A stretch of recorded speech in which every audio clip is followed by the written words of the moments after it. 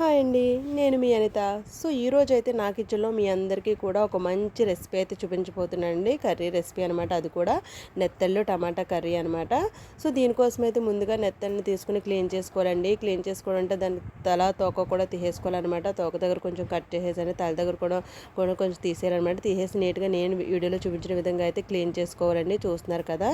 దాన్ని అంటే తల దగ్గర బ్లాక్‌గా ఉంటుందనమాట. అది కూడా తీసేసుకోవాలి. లేకపోతే అది గాని ఉంటే మాత్రం కర్రీ చేదనేది వచ్చేస్తుందండి. సో, అది కూడా లేకుండా ఏమీ లేకుండా తల, తోక కూడా కట్ చేసుకుని చాలా నీట్‌గా శుభ్రం చేసుకోవాలి. వీటిని తీసుకున్న వెంటనే వండేసుకోండి. లేకపోతే ఎక్కడ పెట్టినా కానీ చీమలు అయితే అస్సలు ఉంచవన్నమాట వీటిని. సో, అందుకే తీసుకున్న వెంటనే ఫ్రెష్‌గా అయితే వండేసుకోవాలి. సో, నేను లాస్ట్ సండే అయితే తీసుకున్నానండి. తీసుకుని నీట్‌గా శుభ్రం చేసేసి ఒక ఉప్పు అయితే వేసి నీట్‌గా అయితే వాష్ చేసి పెట్టుకున్నాను. అలాగని నీళ్ళలో ఎక్కువ నాననివ్వకూడదండి. ఎందుకంటే బాగా మెత్తబడిపోతాయి అనమాట. సో, అందుకే కొంచెం త్వరగా కడిగేసుకుని పక్కన పెట్టుకుని ముందు ప్యాన్ పెట్టి ఆయిల్ వేసి నెత్తళ్ళని అయితే మాత్రం ముందు ఫ్రై చేసుకోవాలండి. అంటే ఫ్రై చేసుకోవడం వల్ల ఏంటంటే నీచు వాసన అనేది రాదనమాట.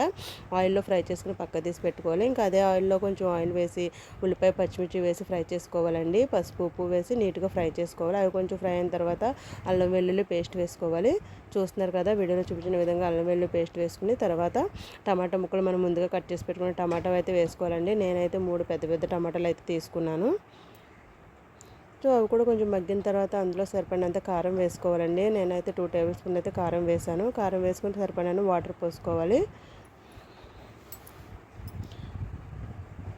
నేను గరం మసాలా కూడా కారం వేసినప్పుడు వేసేసుకున్నానండి. ఇంకా వాటర్ పోసేసుకున్నాక వాటర్లోనే మనం ముందుగా ఫ్రై చేసి పెట్టుకున్న నెత్తలను అయితే వేసేసుకోవాలి. వేసేసుకొని నీట్గా కలుపుకోవాలండి.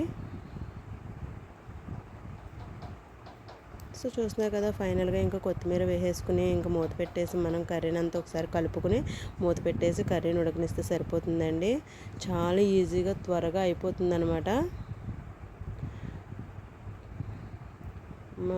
మధ్య మధ్యలో ఉప్పు చూసుకుని అదే రుచికి సరిపడా ఉప్పు ఉందో లేదో చూసుకుని ఉప్పు చూసుకుని దగ్గర పడేలా ఉడకనిచ్చుకుంటే సరిపోతుందండి. టమాటా నెత్తలు ఇగురు రెడీ అయిపోయినట్టే.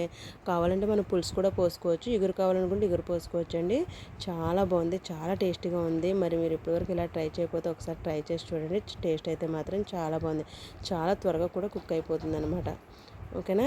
మన ఈ వీడియో నచ్చితే ఖచ్చితంగా లైక్ చేయండి. ఇలాంటి మరిన్ని వీడియోస్ కోసం నా ఛానల్ అయితే సబ్స్క్రైబ్ చేసుకోండి friends. Thanks for watching. Bye bye.